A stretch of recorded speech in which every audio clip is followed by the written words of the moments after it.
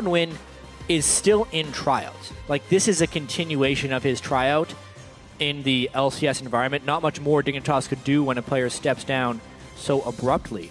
But I've seen this situation happen across many different games where if a team loses a player or gets rid of a player that they did not trust, a lot of times that distrust was bringing everybody down. So if they get Cloudnguyen in and they're suddenly on the same page, everyone else will just start playing better, even if that player's worse than the previous guy.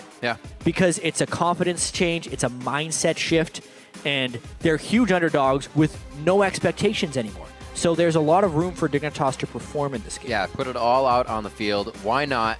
Obviously, getting your jungler is not going to tell the other team too much. We already have Jarvan banned out here. You may see Santorin. Actually, I was going to say pick up the Lee Sin. But what will they decide? Bjergsen is the one, obviously, that'll round out with on the purple side. So we'll probably leave him for last. I would imagine Dyrus and Lustboy grabbing something here, if not a jungler. But that's already on the board. And now we have to wonder if Santorin's been practicing any jungle nidalee himself. It saw some dominating play in the European LCS. You have to have a dark side to play jungle nidalee. Yeah, well, Santorin seems very adaptive to what Bjergsen needs. And jungle nidalee is not the type of jungler who will be able to babysit a mid lane very well, or at least have his back for his aggressive plays. So you'd think not. You'd think nidalee wouldn't be highly prioritized here from TSM. Well, that's what we kind of see Santorin doing, is helping the team out. Almost criticized for it because that's just the way he fell into the team with everybody playing so strong in those solo lanes. But yeah, he has quite the kill participation for Team Solomid despite what he's on. Let's be fair. He plays Jarvan, puts a flag down, get all the assists. Gets the assists. Why not? Always got to be fair. But the Morgana, Sivir have been locked in for Team Solomid. They're taking their time. And Morgana here for TSM is a sneakily good pick against Rek'Sai. You wouldn't really think of it that way, but so one thing, when Rek'Sai is tunneling, he's not immune to crowd control, so he can come out of the tunnel and be bound if you hit him with that. Additionally, he relies on the knock-up in order to actually get auto attacks off. If you black shield the person that he's even near when he's underground, he becomes ridiculously kiteable. But this is actually cool. That's a top lane Rek'Sai. That is a top lane Rek'Sai. We're going to see Gamsu taking that and bringing something new here for us into the LCS in North America. We'll have to see if he can really put up numbers. Like we said, they can go for broke on this one, right? Nothing they're really trying to prove here. They're trying to get the new team together. We'll see what they can get on the Rift with this composition. Could be a Kalista for Wildturtle that actually went through the ban phase without being touched. Unless Dignitas thought that Santorin was going to pick away Vi, they're really losing the mind game there of having a Rek'Sai. Nobody has played Rek'Sai top lane in the NALCS, and everybody plays him jungle. So TSM would have been picking around that. Now they know they're picking into a top lane Rek'Sai, which just makes things worlds easier for TSM. Surprising that Dignitas held off so heavily on a support pick to reveal their jungler. Dyrus goes for another Maokai here. Shiphtur has been doing well on Azir, something that gets banned out quite a bit against Dignitas. And maybe actually be the Cassiopeia deciding what to do. I'm interested to see what Dyrus has for his top lane matchup. Obviously playing Maokai, but has he played against the Rek'Sai? Is it going to take him by surprise? A lot of things to look at in this matchup here as we round out the rest of the picks and bans. Corki's been finding a lot of play. I don't think we'll see another 80 carry, though. I think we're going to get a mid laner out of this Is he going mid? Shiphtur has been practicing. That's so true. Yeah. You're actually right. Oh, man. The Azir is just too powerful, along with that long range of Corki. So they are going to lock those in. And we'll see KiWiKid with them actually banning out the Annie here in fear of Lustboy picking that up. He goes for Thresh. And will he do it? Well, Bjergsen did have a 46-kill solo queue game on LeBlanc. 48. 48? Yeah. I lost count at some point. There were a lot. I actually didn't finish it. I was like, it's just going to start getting crazy from here. He could do it, though. Anything really on the board. Xerath is a relatively popular pick against that, but it does look like with the Sivir Maokai, TSM is going to want to be able to hard engage people. It would work pretty well, though, Maokai holding people down for the Xerath ultimates or Twisted Fate combo that. There's a lot of option here for Bjergsen. in this last pick. I wouldn't doubt the TF could be the one. His play style is much like when he first approached the North American LCS. Very high in making plays, brings a little solo QS back to his LCS stage game. But it's going to be the Xerath lock-in after all, even with that hover on being talked about to the team. So they stay safe on this as well. We've seen some great Xerath plays across the board in any region. So this is going to be a tough matchup for Shiphtur in the mid lane. And I've always liked Bjergsen Xerath in games that he doesn't necessarily have to hard carry himself. He's so good at that champion, especially in the laning phase. It'll be a fun matchup between Shiphtur's Azir and Bjergsen Xerath here. More so, it's just look at the Dignitas communication there. Cloudnguyen saying a lot here to the rest of the team. I really wonder how they're going to respond to this, or how nervous he actually is. Dyrus was joking with him in the team lobby, said, trying to help him out a little, don't forget your masteries. Don't forget those. Cloudnguyen said thank you. I checked, he has 3 mastery pages already pre-made. Most pro players actually only have 1 mastery page because they like to make it live every time they lock in a champion. But yeah, Cloudnguyen should have masteries. He should. And he should be able to play this one strong. We actually saw him talking with Gamsu there as the coaches head off the stage. He was pointing up. They were pointing up. So maybe we'll get a little Cloudnguyen to the top lane and helping out Gamsu there on the top Rek'Sai. Well, the teams load in. Tweet who you think will come out ahead by sending hashtag DIGWin or hashtag TSMWin to @LOLesports. And we'll check in shortly to see how the fan vote stands. And I'm excited to see how this top lane works out all game. Because Dignitas, we were wondering, you know, are they going to come out this week very strong? We don't know that yet, but we know they're already bringing flavor to the table. Yeah, this is one of those over 90% fan votes online as well for TSM. Right. Heavily favored in this match. Very low expectations on Dignitas. And TSM obviously starting the season 3-1 with some impressive victories last week over Winterfox and Team Liquid. On paper, this should be a very one-sided game for TSM. Yep. And their one game they lost against Team A, it was perfect shockwaves. It's not something you can get away from, so it's kind of like winning the lottery there to have them get hit by every one of those that game to lose out. So I don't think they're going to let that happen again. As we see a little bit of back and forth in the mid lane, we'll expect to see quite a bit of that as the teams pan out. We did see a little bit of rotation, all of the members here hanging out in the brush for Team Solomid down in the mid. We'll get you guys the news on why we're paused as shortly as possible. Does look like Cloudnguyen has a slight issue. I forgot my masteries. Not true. I want to check, Not actually. true. I want to check. Oh, yeah, you can actually see in character screen. Oh, no, the pause screen covers it up. Foiled. Yeah.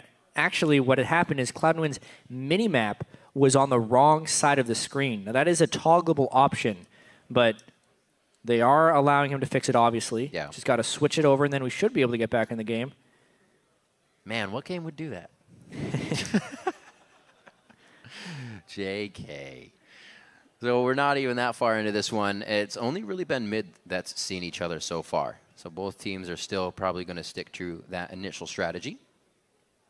The defensive ward strategy? Is that what you're saying? Oh, just in general of still pushing in. I don't think they're going to back out here or be kind of deterred of the pause. Oh, yeah. They should still keep going. So now chatting with the team as they are back to live. And we're going to get this game going. So nothing too big. Nobody going to walk into a bush that has a whole team in it. But Dignitas is going to be the other side. So it looks like they'll do the same thing. Mirror each other at least to start here. Ooh. So there was a ping that besides that went down on a TSM. Does seem like everyone will be A-okay. Although CoreJJ put himself in a pretty scary situation. Yep, just lane swap scouting wards here. One thing you'd want to do against a player in his first LCS game, jungling decision-making becomes pretty complex when you're in a lane swap. So if I were TSM, I'd actually want to lane swap these guys. And it's something TSM has been wanting to work on as well. After their week 1 game against Cloud9, even though TSM won that match, they thought their lane swapping was really bad. And they've been working on it ever since.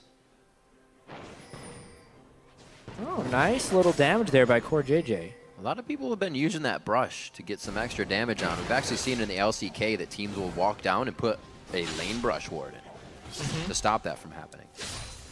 Well, you kind of need to, because that's the spot where AD carries need to go to freeze the lane in the first place. Yeah, true. So it's really dangerous, actually, to go up and tank those minions if there could be enemies there. Saw it even last game as well.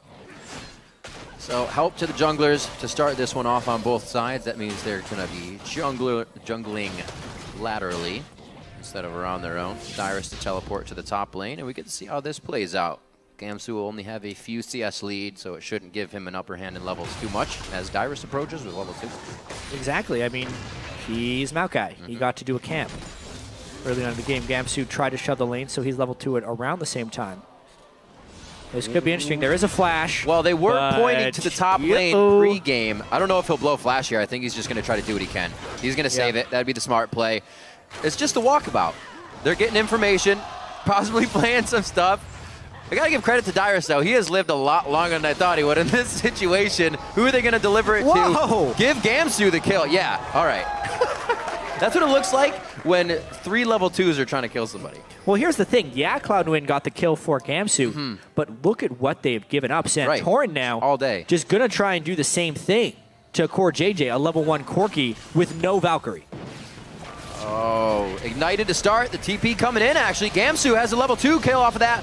Whoa, he comes in very, very low. Turtle's getting hit up. He's going to go down. The heal. He saves himself immediately. The tether was just about to fire. A game of milliseconds right now to start it off. Wow. So both teams successfully tower diving. Just off the sword. But who got the bigger lead is what we're going to have to find out here. Gamsu's going to get all this farm at the turret because of the teleport down. And Cloudnguyen is actually catching up on farm by taking the top lane wave. That very nice. He had given. So this is still advantage Dignitas, even though that really long gank they threw on to Dyrus. That's now a level 4 Vi against a level 2 Lee Sin on the other side. Really great job by Gamsu there to stop that from pretty much happening over and over. Dyrus as well, keeping himself tanky in the top lane for that early part. I don't know how he lived so long, but we've already seen that both of these teams want to try to get themselves a lead. I like it, and I want to see more of it. A pickaxe to start off here for Gamsu in the lane. And it looks like Dyrus is just going for some consumables.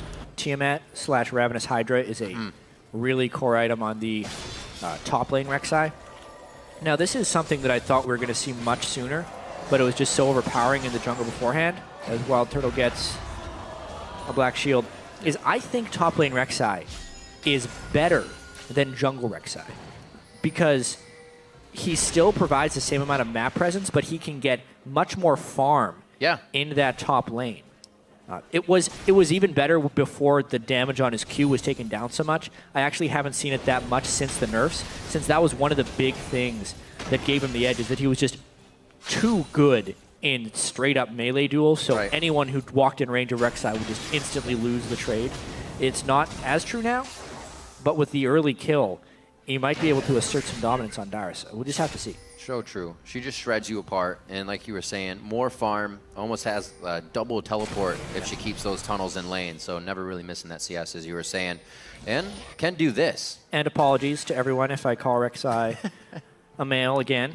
She is a she. I don't think you did. Yeah, she is a queen. Those skills are all named after queens. Yeah, this is true. How could I possibly get that wrong? Cloud thinking that something may be happening in the bottom lane. He's just playing very safe for himself now. Wow. Good damage coming out of Gamsu there. Dyrus has to be pretty careful, but he's also getting those heals himself off of all the spells that Gamsu's firing off. So he should help, or it should help him to keep sustained. Looks like it's going to be left in this bottom lane. Wynn backs off to do Gromp, or Krugs, I should say. But we are going to have Santorin now towards the top. He's on Krugs. You see the 85? Yeah, even the Twitter vote is super heavily on TSM's side. And yeah, this is the sustain the top lane Rek'Sai has. He just has to auto-attack a few creeps, go underground, heal up again. Maokai has pretty good sustain in lane as well. So, not much you can do to push Gamsu out of that lane. But it will all depend on whether Gamsu can actually get a good tunnel network up, because that's when the pressure really starts going in, when he never has to go back to base. So what top lane Rek'Sai can do is he'll teleport bottom lane and then just ult back top lane with a tunnel network, never losing presence. That's the biggest thing that Rek'Sai has. He just applies a lot of pressure and presence to the game. It's definitely something that Dyrus will have to be aware of. You realize back in history, Dyrus would have a little bit of trouble with those teleports, and now he has to work with even more trouble in that area. Turtle on the bottom lane. There were some pings just recently from Dignitas onto Lustboy when he was hanging out in the brush, but they have not actually gone on it too hard. Yeah, I would say the bottom lane is swinging a little bit in favor of Wildturtle. Bjergsen is doing the farm thing on Xerath. That's early game against Azir. Not much more you can do. Whoa! Oh, they doubled up the shield as well. They may be able to get the crowd control that they wanted after this. Great job by Lustboy to beat the human shield there, but the play still hits. There's the summoner heal. He just got it back from saving himself earlier. This time he goes down. It could, however, be Lustboy coming up big on this one. The siege minion helping CoreJJ could give him the upper hand. I don't think Lustboy can follow within these minions, and they trade 1 for 1.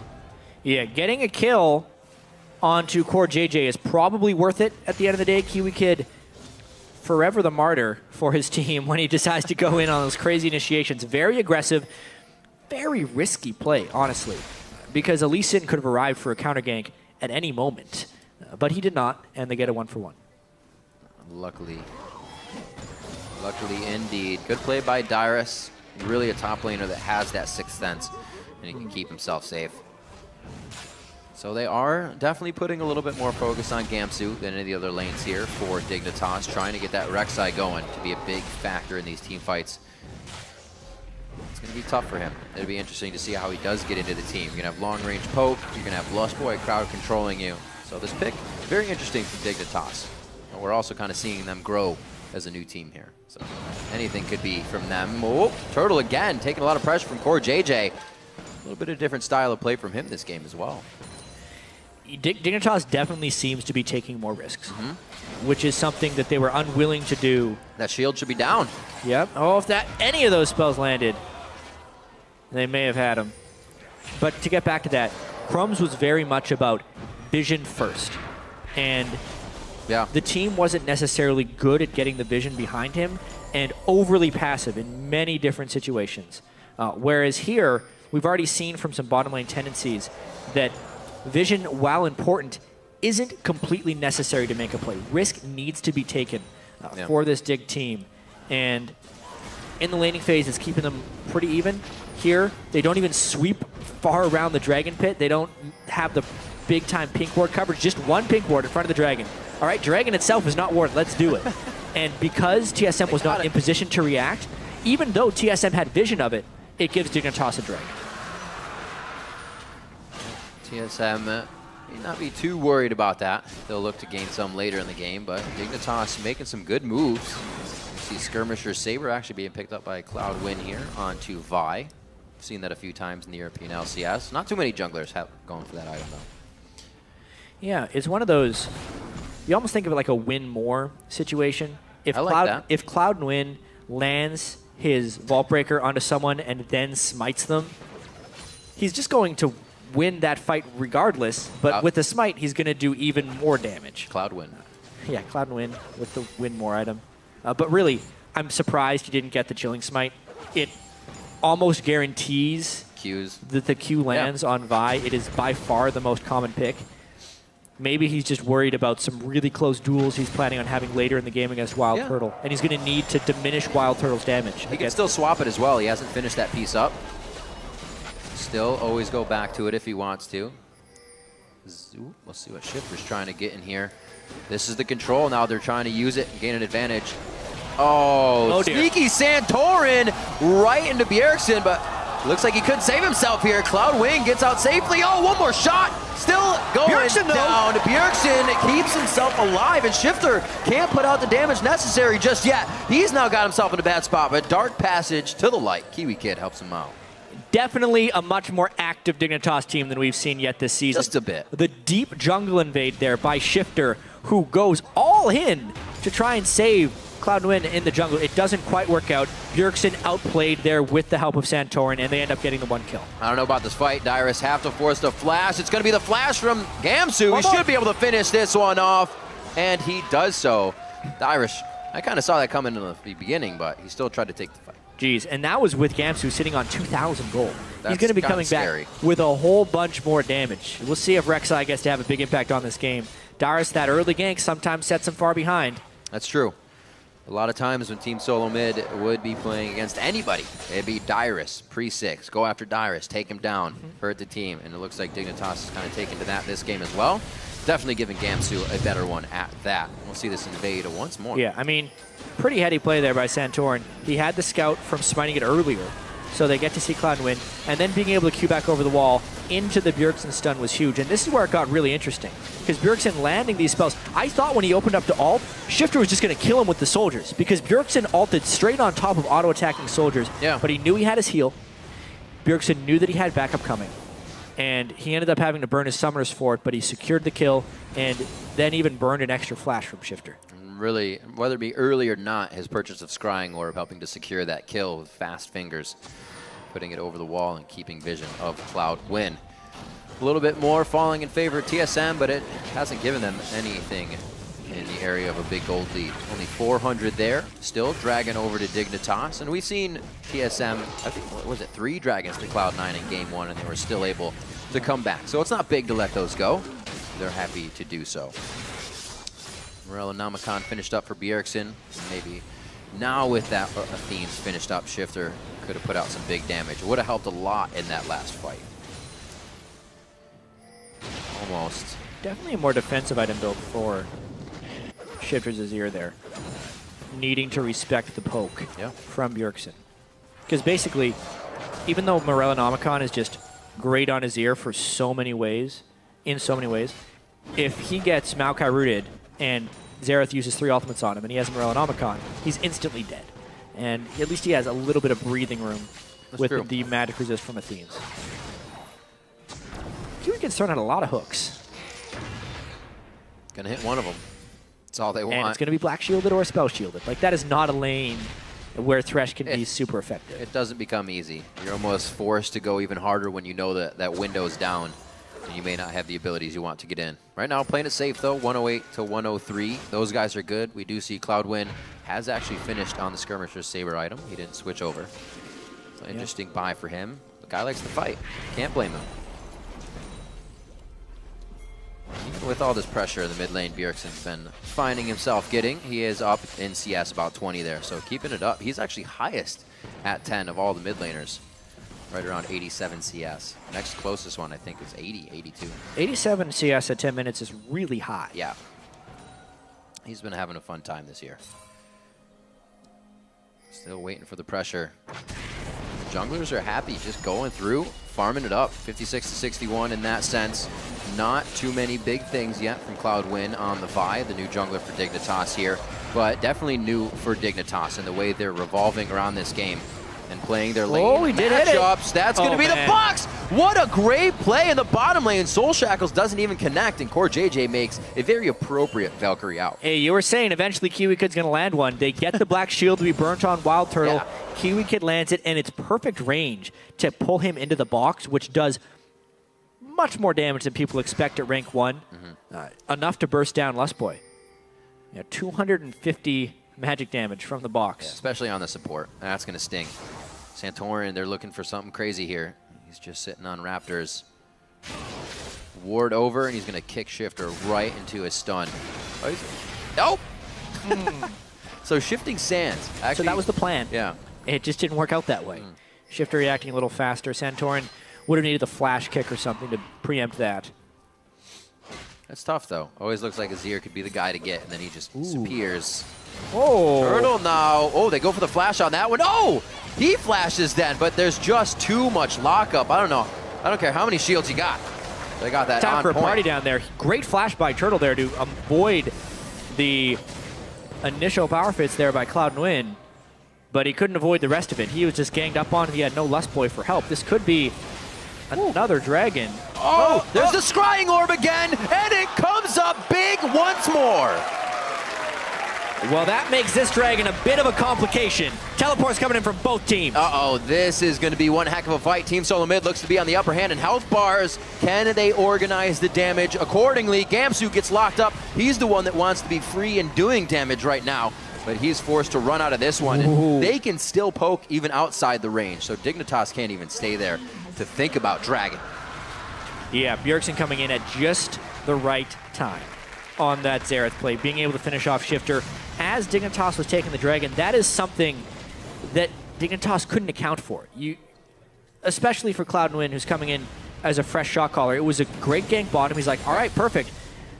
You know, Lee Sin's around. He used his ult mid earlier. Let's go do this. And the mid laner just dies while trying to get a catch.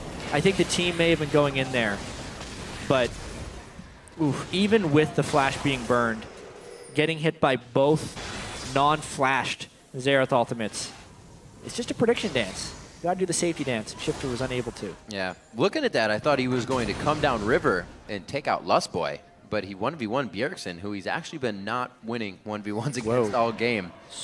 A little different. Soul Stealer for Bjergsen this early on in the game. I actually looked at the supports when he said that, so yeah, that's a little different. A couple things about Soul Stealer. Feeling good. Because Rockhat is a team who's been doing a lot of it. Nuke Ducks built multiple Soul Stealers. They built Soul Stealer on Jungle Nidalee. When you buy it, it is actually not a bad purchase. It's just under gold efficiency. So as long as Bjergsen decides to stay safe and is trying to capitalize on his edge that he has right now, it can turn out to be a really, really important purchase. But it's nothing if not a risky one still. Like, it's not as bad as it used to be, where it would start with no stacks. Now that it starts with 5 stacks, it's decent amount of power. It delays his other core items like a Void Staff or a Death Cap, which is the bigger investment. We'll see what happens. TSM is creating and keeping those options open with some forward wards, so Bjergsen can start to stack that. Assists or kills. It looks like Dignitas of old, dictating the quick mid lane turret there when they have the chance. TSM knew it was eventually going to go down, so they're appropriately trying to push these side lanes here. We're going to have Wildturtle go back to the top lane. At this point, usually mid-game for him is Farm Fest. Let's see what CoreJJ can get himself up to as well. They look to drop the bottom lane here as we're 5-4, just coming up on 20 minutes, and definitely a different Dignitas. These guys are looking better. It's true. And it's good to see. Yeah. The road to recovery maybe starts here for Dignitas because they were looking awful in their first few weeks. Right. But they appear to be more on the same page and willing to take risks, which is honestly more punishable of a play style. But if it works for you, it works for you. Many more hooks thrown out from KiWiKid. They seem to be playing with a bit more freedom here for sure. We might be able to push him out this next one and grab the wave. Good old Team Dignitas. They're sticking right with TSM here. It's going to really hinge on whether Bjergsen gets these kills coming through. Unfortunately as well for Team Dignitas, Gamsu is going to start falling behind. He didn't provide a huge amount of map presence outside of that one kill. Got a bit of a turret race going on here though. Azir in the mid lane, 3 people in the bottom lane for Dig. Well, we know Azir can take down turrets quite fast. Looks like TSM will decide to give up a little bit to make this happen. We thought this game would actually start with Cloudnguyen taking a lot of aggression in his jungle, being the new player. But Dignitas has kind of avoided that and now getting a game of what they want. Dropping that last inner turret on the bottom side of the map. And they gain a little bit more control. Definitely helps their team being pick-oriented with that Vi, with those hooks coming in. They can get the wards necessary now. 3 turrets down. And surprisingly, the top lane turret from Rek'Sai, the only one yet to fall, even with his massive turret network. He can get up there, but they've made sure somebody's actually always been up there as well.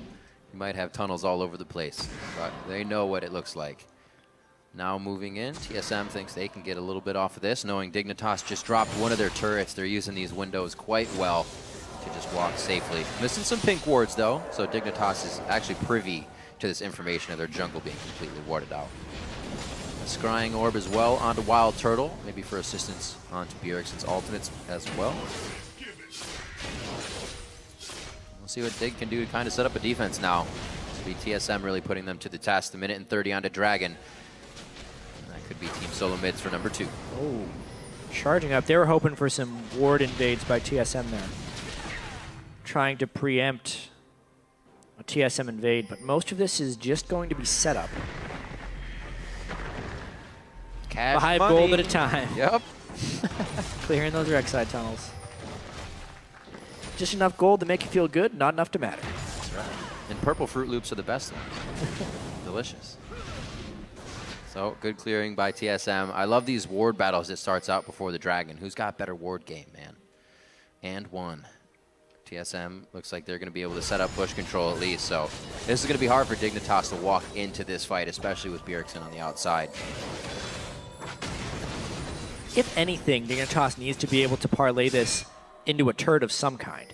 They can Rek'Sai ult down if they want to, which would force Dyrus to teleport. And then, if TSM would end up winning the fight, then teleport back to the top lane. But TSM beat him to the punch. Ooh. Timely flash, but now that's down. Only makes things harder. Dignitas, one thing that's definitely happening better for them this game is the kills are on the right people. It's not KiWiKid picking it up on Annie. Definitely helping them to stay in these fights. TSM really wants to poke with Bjergsen first. Bjergsen cannot get initiated on. If that would have landed, what? Now the Sivir ult, there's a flank potentially as well. Big fight coming in. He maybe didn't take it because of the spell shield that Lustboy could have given him. Cloud goes back in once more. Wildturtle, he actually ults him on the shield there and hardly takes any damage. TSM getting the fight that they want. They dive back in. There's the right of the Arcane, only doing a bit of spread damage. Turtle's able to zone one more out. Shiphtur and Gamsu are just running back and forth, helping each other, but also trying to disengage. And in a chaotic fight, Team Solomid loses no one. That Soul Stealer too, 11 stacks after that fight from Bjergsen. The fight just went right for TSM right there. Black shielding the Vi ultimate as planned. Maokai's target getting bursted by the Xerath just as designed. And TSM able to take the Baron after a very decisive fight in the mid lane. Picture perfect use of all the skills necessary. Very low, oh dear. I mean, they're good. Baron at 24. This is one of the differences between a team that has been playing together for a while and a team that just picked up a jungler. I mean, KiWiKid immediately burned. Cloudnguyen trying to get the right initiation. I'm sure they had planned, all right, everyone burst the target I hit, but it just didn't work out that way. The tank came in from the backside from TSM, locking down onto Dignitas' priority targets. Right. Gamsu and Cloud could not go in together, which is what's required when you're running dive buddies like that. And Bjergsen just blew people up from the back. He is now, this is the benefit of the Soul Stealer when it goes well, at 690 ability power, 24 minutes into the game. He is definitely going to be putting out some power. They also have the ability to use these baroned up minion waves, so it's going to be hard now that Dignitas kind of gets strung out thin across their the outside of their turrets. That's going to be Dyrus dropping one down, and the team just pretty much closing in to finalize the job. Rabadon's Morello's finished up for him. We still have Shiphtur trying to build up and get himself going as well. Getting harder for Dignitas. You kind of see the mid-game flip that you were just talking about, where these teams that have been there many, many times can just kind of turn it on, see that advantage they have, and take it. And TSM is starting to run with that now. Yeah. There's just such a gargantuan difference between Bjergsen's power level and the power level of everyone else in this game right now. Yes, Shiphtur is a more utility-based build with the Stinger, but just for some perspective, that Azir has 143 ability power right now, compared to the 693 from Xerath. That is over 4 times the amount of ability power on the enemy mid laner, 26 minutes into the game. This is what he was doing. You were saying in solo queue, he got 48 kills. He may not reach 48 here, but he's definitely putting on a show. And he definitely knows how to keep it going when he is ahead in the game. That's one thing Bjergsen can do, is just create highlights left and right. Dignitas really knows that they can't protect these turrets with that power we've been talking about coming from Bjergsen. The rest of the team as well had pretty good laning phase to come out, and now they are just starting to drop these turrets. I wondered how long it would be before they just started to break the outer base. It's with the Baron buff. They got it early enough in the game. Dignitas doesn't have the team fight potential, and the hardest turrets to crack are the ones right in front of the base. There's a bunch of low-hanging fruit for TSM to go and pick and get a bunch of gold here. So this Baron buff is really just about TSM getting a stranglehold on this game. Yep. a big stranglehold as well. Even when a team with an Azir starts to really lose a position on the map, they can set up a turret, kind of regain ward control, but those turrets would just be dangerous for Dignitas to stand around right now. We haven't even really seen the Sun Disc be used because they don't have that control. I think it got used once in the mid lane, shortly then killed by TSM. So the turret counter at the top is still inaccurate in Azir games. I've been assured that that will be fixed next patch. So it's still a spectator-only bug. Does not affect Fantasy, LCS, or anything like that. No. Thank you, Base Riot. Keeping it safe. So TSM putting the final touches on the outer turrets in the game. Really one of the more organized teams we see when they have a lead. TSM will pressure that and do things quite calculated and accordingly. Waiting for the wave. They don't seem to get antsy or put themselves in a bad situation. Bjergsen using that power from the outside, just pretty much 15% chunks coming off the health bars. And Gamsu finally grabbing that top turret. Yeah, and those are shots through the turret shield as well. Indefensible turret there for Dignitas, losing their 6th turret of the game. So they are going to have to react to Gamsu. He's got some damage and he can take down these turrets. Also can Void Rush back. Maybe this is where it starts to come into play, where they can spread Team Solomid out thin. They just have to be careful they don't catch a 5v4, because that's going to look pretty grim right now. Coming up on 30 minutes. I think he's going to sell out for this turret. Oh, will he? Burrow! Yeah. Burrow to safety! Alt away! Dyrus. Wait. I think Dyrus was saving his guard control. Yeah, Dyrus was always saving his Arcane Smash, just in case Gamsu tried to ult away. And he's done. Oh, plays! The plays. Sapling for the vision. He's a pretty fast Rek'Sai, though. This might be a fight! Oh, he can pull him in the team! That's the flash! The Soul Shackle comes in, and they may have just baited themselves into a fight that they don't want, trying to protect Gamsu. What a run he had, but it was finally stopped. Arcane coming out, and he just dodges the last one. Shiphtur gets out safely this time. But man, what a fight, and it just shows TSM's catch power as well. Yeah, I definitely appreciate the effort there from Dignitas. Gamsu, really hard man to kill there on Rek'Sai, but even when Azir came in for a beautiful wall against this side of the map, there just isn't enough damage out from the rest of the Dignitas team, and far too much from TSM. Sivir ult, Sivir Ricochet, and of course, the now 13-stack Soul Stealer Xerath. Pretty effective, that health gain. Spirit Visage on Rek'Sai as he dives into the ground. Kept him alive. Very tricky. He does get taken down, though. Flash was burned on that, so it's going to be hard for him to get in and do a Rek'Sai initiation that we see a lot. Now he can somewhat just be walked away from. Becomes a little bit more difficult. We'll leave it up to Dig to get the initiation they want. Maybe these hooks to come out from KiWiKid. They do have a few of the wards necessary to make that happen, but they don't have too many people they can really grab. Yeah. They're going to be shielded, or you're getting a Dyrus, and you don't want that. And depending on where Bjergsen positions, it's really difficult. Wildturtle has a spell shield. If they could somehow catch Bjergsen and then kill him before he can get his combos out, then maybe they can win the fight, because they just have to deal with the AoE damage that Sivir is putting out. They're pretty impossible scenarios in which Dignitas actually wins a team fight here, though. So what happens kind of in a perfect world? Does Cloudnguyen get the ult on Bjergsen, or does he have to focus something? I think in a perfect world, they somehow hook Bjergsen and almost burst him down with Corki, and then they can ult Wildturtle for the shutdown afterwards. Okay. The hook onto Dyrus. Good amount of damage there. The flash in. Whoa. They went very hard onto Dyrus. That means Cloudnguyen gets exploded immediately. And the front-end damage that should have gone to a squishy is used on the tank, and Dyrus still stands with just about the same HP. Sundisk will go out, but it's only going to stop them for a slow time, and that may just be Baron. Yeah, I think what happened to Cloudnguyen there is Dyrus and Bjergsen were right next to each other, and he ulted the wrong person via misclick. True. I think that's what must have happened there. Now they 5-man another Baron. Dignitas going to try and take Dragon as a consolation prize. That's big, too. Dyrus comes out of base, home guarded on the teleport, so he's completely full health, even if they get rebuttaled on. Dig will pick up the Dragon, try and band-aid what has been happening. So that is on the way to 5, but number 2 isn't really going to change the game for you right now. pick up Blue. Let's see this one more time. You're right. Yeah, look. I think you're right. I think he tried to flash and get the knockup on Bjergsen, but Bjergsen was quicker with his reaction time. Kobe's a big-time buy player. He would have said to try and Q and then flash because it'll extend the power fist with your flash, and it's harder to react to as Bjergsen. But who knows? Even if he gets that catch, I still think Dignitas loses the fight. Uh-oh. Run away. He's still...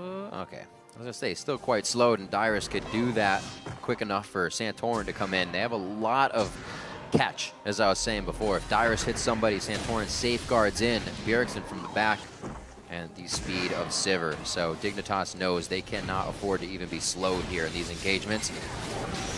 That's Lustboy. That's huge. That's going to be big. A good flash out, though, as he cannot follow up with the damage. Oh, man. They have Santorin on the other side, but it's not going to do him too much here. Even Shiphtur, a little lack of damage as he was not able to get going this game. Good dodges, though. However, now with boots, too, and that becomes a little bit easier, but their base is getting taken down. That's what it's all about. Too little, too late with those dodges. The base gates will not save them against Lee Sin and the artillery shots of Xerath. Half a Shiphtur's health with 1 Q.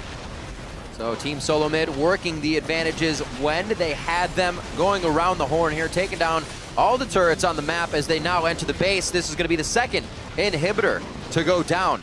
14-5. We're just 33 minutes in, and they have a 13,000 gold lead. They'll be back soon. With even more goodies from the item shop. Yeah. 3 members on TSM sitting at over 1,400 gold. Bjergsen upgrading his scrying orb, why not? Probably has a bit of extra money to be using now, and a needlessly large rod as well for him as the team exits the base. With Baron down, one last lane, that's going to be top side. It's just past river. Dignitas to answer here. Maybe use this time to set up some wards. One last pick that might be able to change something. And this game has got to be really nice to watch as a TSM fan. Only because, you know, Bjergsen is on a less traditional Bjergsen champion. He's not on an assassin, but he is still pretty much carrying the game. Able to get kills early. Wildturtle has been successful. Dyrus, despite getting killed a little bit early, did not let it tilt him. He's stayed very successful. Santorin as well. Not the perfect kill participation, but still part of 10 kills in this match. And a pretty quick and crisp close of the game by TSM. Going for the 3rd inhibitor. Definitely putting a lot of pressure on his shoulders. Being last pick, rounding out the team, knowing it's going to be somewhat on him. Jeez. The right of the arcane, almost right to the face of CoreJJ. He has to flash out of that even after Valkyrie. And it only looks like a matter of time before they take this turret down. Team Solomid looking very strong coming into this game here. Week 3. Just a few more hits. 10-5 in turrets. Means only a few more stand.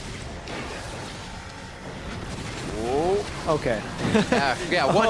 One final in and out. That could start it off. Dyrus is already inside the base here, giving Gamsu hell. They try to dive in. Emperor's Divide pushes everyone around, but TSM can still assess the fight to get the kills that they want. Gamsu is going to be the last one. He's tanky, but he goes down in the end, and it looks like they're going to surpass this one and go right for the Nexus turret. It's a 35.5-minute game as CoreJJ. He's heading for the fountain, and Team Solomid is heading for the Nexus. Yeah, just a good performance there by TSM. There was some aggression there by Team Dignitas. CoreJJ does pick up a kill on the backside. Oh, man. TSM getting a little bit greedy here. A little crazy on this one. They're leaving it up to the back line to take down the Nexus. It does go down. And it's going to be 18-6 as Team Solomid takes down Dignitas. Yeah, not today as far as upsets are concerned. Right. Team Dignitas having to overcome a lot of adversity before this game. Their first game with Cloudnguyen, not an entirely disappointing performance. Team Dignitas did show some signs of life with more aggression in the early game, but they just couldn't deal with the expertise from Team Solomid. 2 players on TSM go deathless this match, Santorin and Bjergsen. The dynamic duo of the mid lane, picking up a kill on the 2 of them in a jungle invade counter, and then making the gamble for that Magi Soul Stealer that just crushed the rest of the game, reaching 20 stacks by the end of it. Yeah, who would have thought that it literally was going to be the next 5-on-5 fight that he either got all kills and all assists from? That's exactly what you don't want to have happen when the Soul Stealer comes out on your... The Soul Stealer dream. It's like, if I build this item, I'm just going to get a bunch of kills. And it actually happened. A bunch of kills indeed. And I'd mentioned it before, we do see that Dignitas is showing signs of life. But we compare them, to some of the new teams coming in here. Look at the mid laners. Bjergsen, Slushy being new. These guys that make plays. I think Dignitas needs that from the mid lane. Shiphtur is there, and usually we see him get the triple kills, but at the end of the fight, I think they need to put their foot forward and just be Dignitas again. Take the fights from some of the solo lanes and not just on the support engage. Well, if there's anything about Team Dignitas, it's when fans lose the most hope in them is when they suddenly start performing as well. It is a long LCS season as well. We'll see if they decide to go with Cloudnguyen as the jungle. But, I mean, the story here is really more about Team Solomid. And they are now temporarily alone in first place. 4-1 in the NALCS. CLG will play later today to try and match that. Gravity, of course, lost the first match of the day. And it's maybe this new look TSM. They didn't look great at IEM San Jose, but that doesn't matter when you get to the NALCS season. And a lot of